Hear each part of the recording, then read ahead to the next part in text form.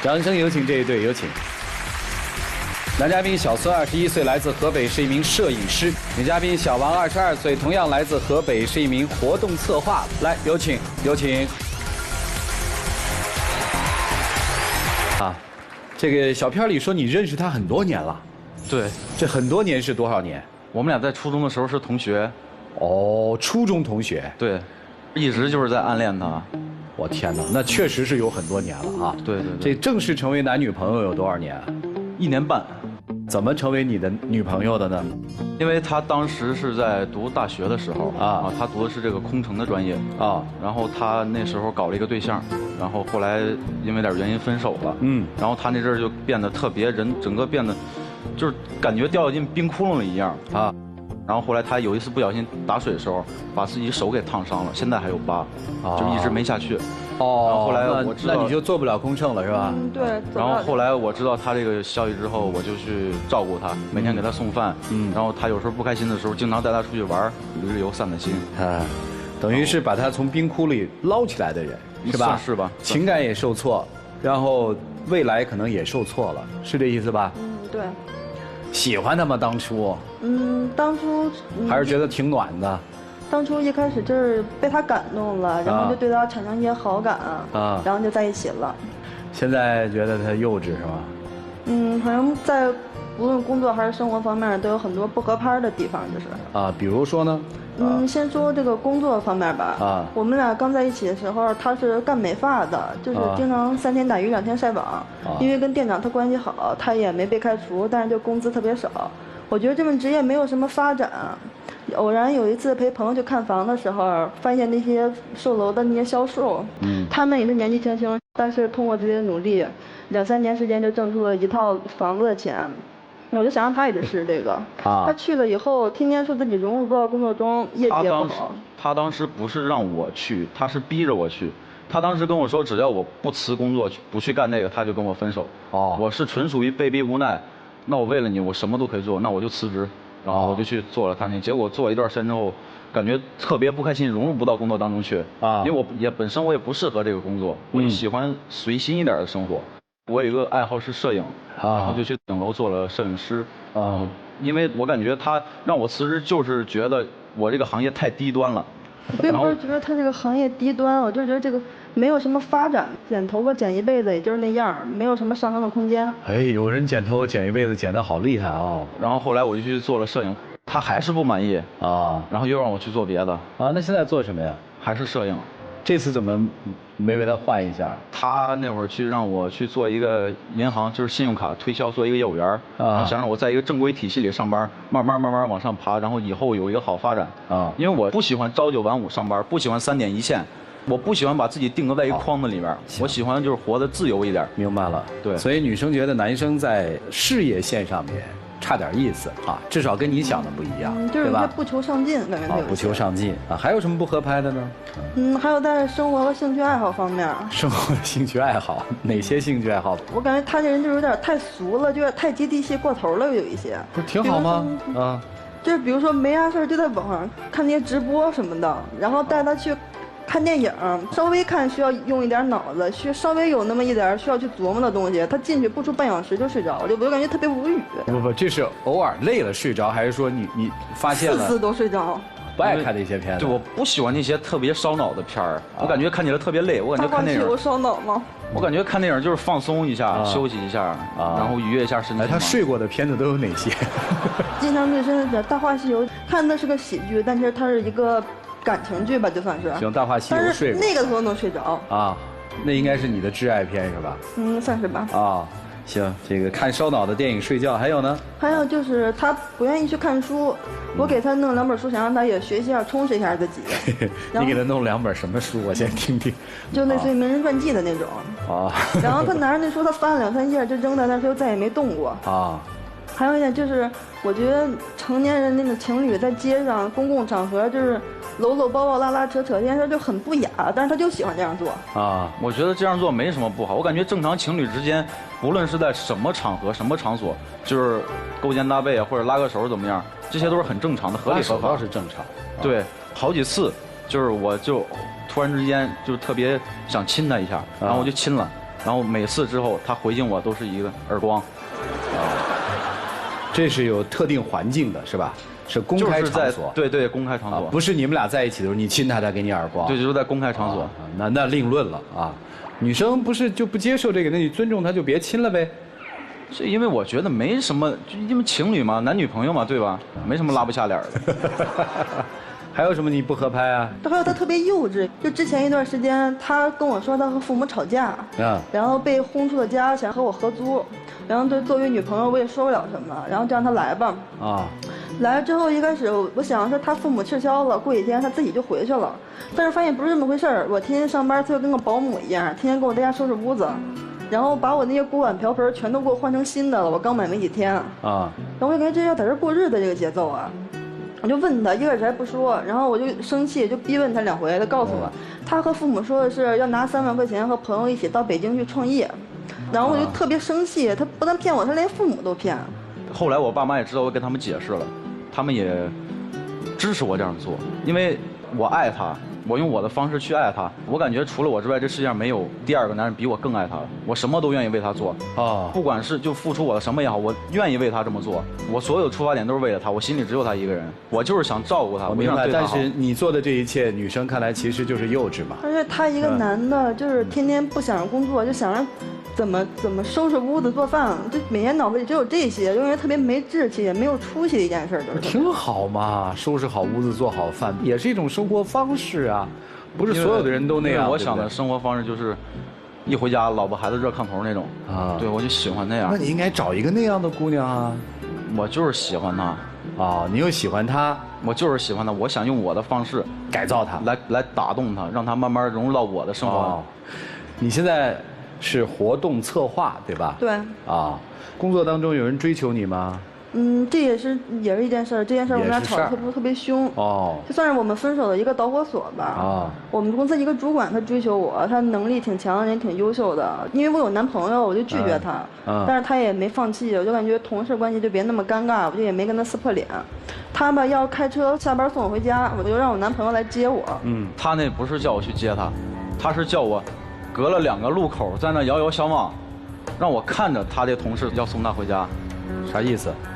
就是正常的男女朋友，我去接你下班，我是在你公司门口等你的他却让我在对面的路口在那儿等着他，然后他在下班之后再过去找我而且有一次他不仅是像他说那样，他不光是让我在那儿等，有一次他真的上车了，他真的跟那个男的走了。这件事我让他的离人远灯，他根本就不想他自己的问题。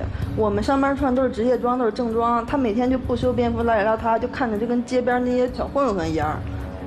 我觉得我穿着我就是这人，我就是穿的比较休闲一点。他这个平时什么样倒是无所谓，但是如果他这个形象被那个追求我的人看到了，就知道他的竞争对手是这么一个形象，那他不就是更有信心，更会去你是这么想的嗨上他车那件事儿就是我就是想激励他一下，就是想激励他什么呀？就是让他知道，如果他再不努力，我可能就是真的跟别人走了。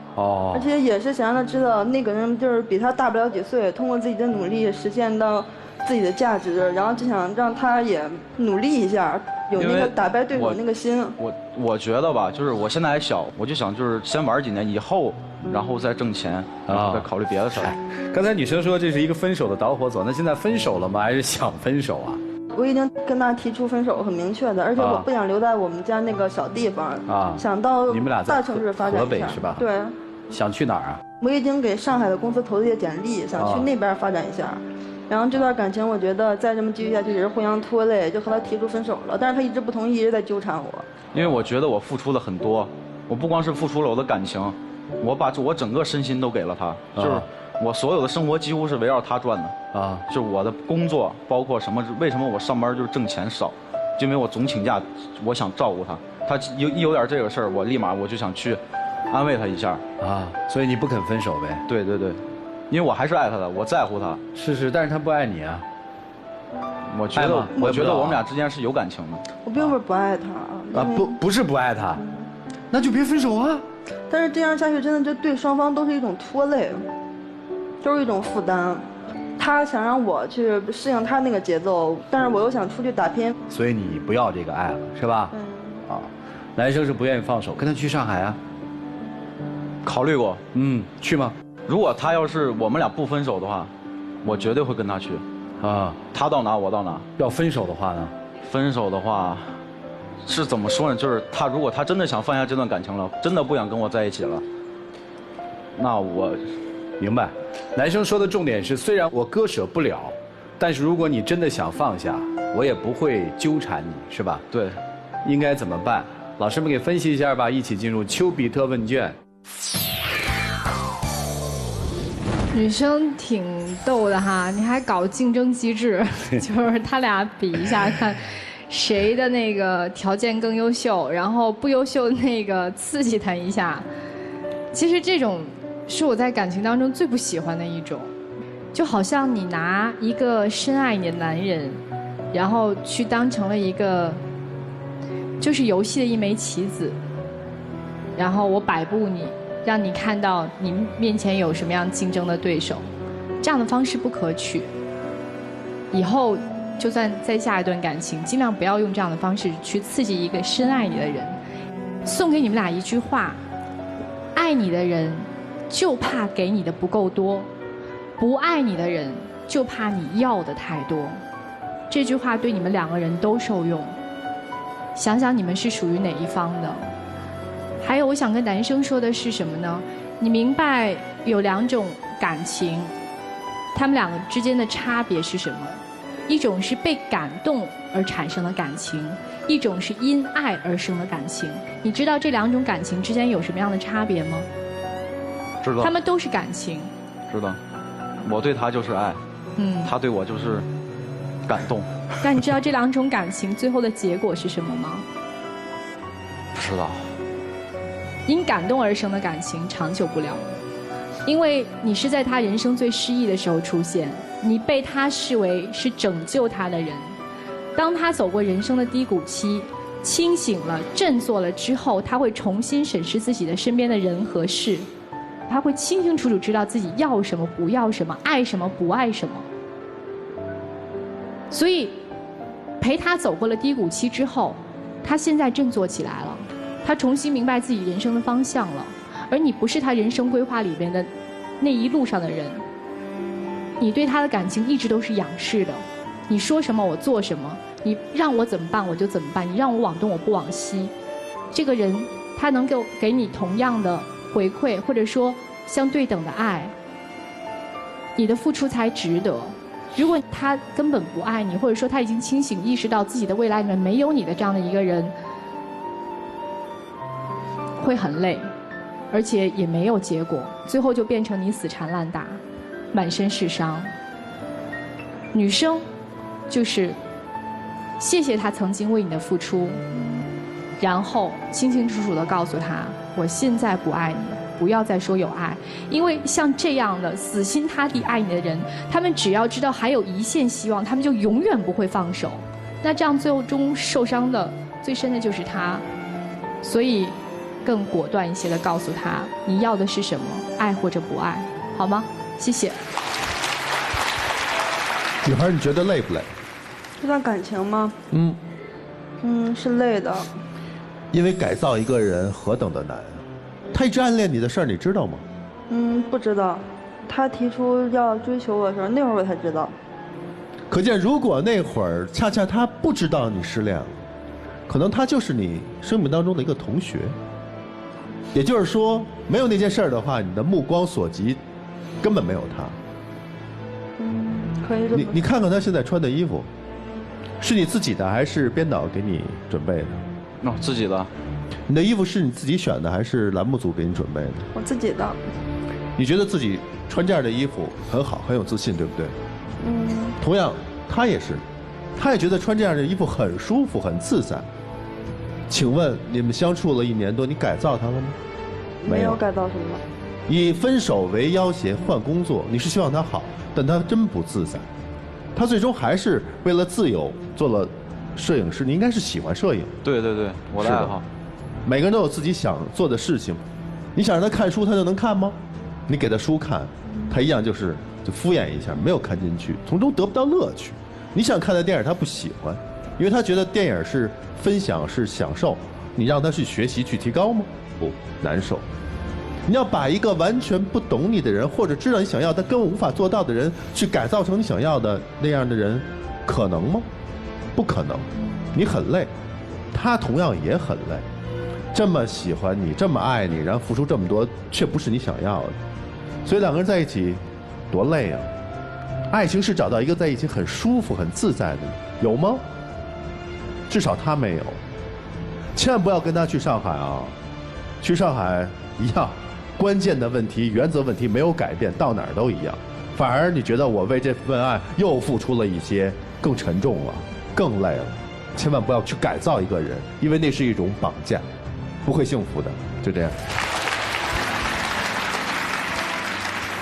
如果没有种种的不如意，这个男生大概是不会出现在你的生活当中的，是吧？是这样。其实有的时候你去回顾一下你形容这个男生的一些词语，大概可以看得出你对于这段爱情的态度。你说他穿得像小痞子，让他站在2条街外等待你，是为了激励他。这个男生在你的心目当中是一个拿不出手的男朋友。女生是有些骄傲的，反正我觉得有些事情吧摆在桌面上很清楚。如果真看不上，也不要拖着，何苦让自己难受呢？既然生活品味也不一样，你认为你的品味是有品味，他的品味是没品味，那你又何必在一起呢？当然这是你的选择，但我有一句忠告，就有的时候啊，一个人的品味或者是生活品质的高低，有的时候并不在于物质拥有的多少，住的好不好，吃的好不好。等你真正哪一天你真的拥有了你自己所认为的那种品味和生活品质的时候，你会发现有的时候可能变了味儿。爱情生活当中一定要要求平等和尊重。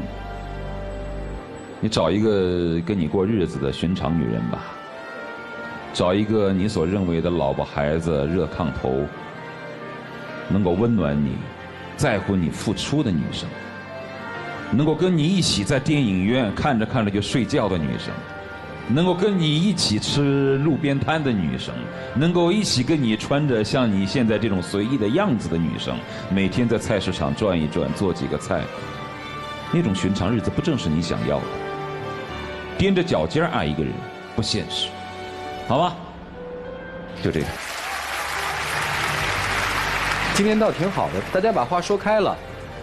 感谢生活给了你们曾经的同学的缘分，感谢生活给了你们1年多的时间让你们变成恋人，同时也感谢生活给了你们2个人不同的对生活的要求。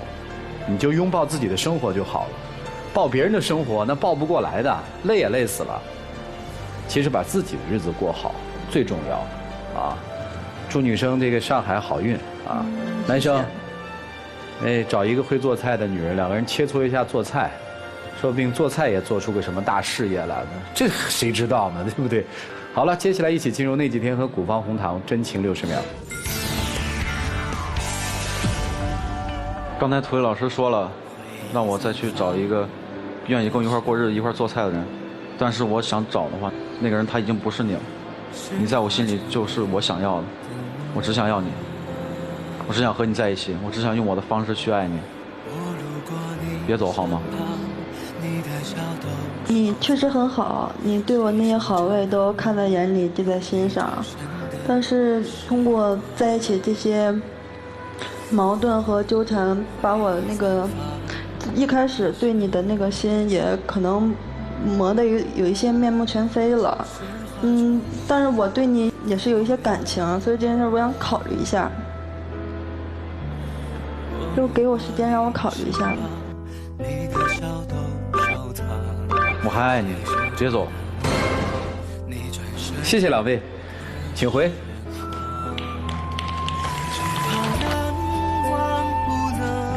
请关门吧。啊，请关门。医生说要考虑吗？看看他的考虑结果是什么，请开门。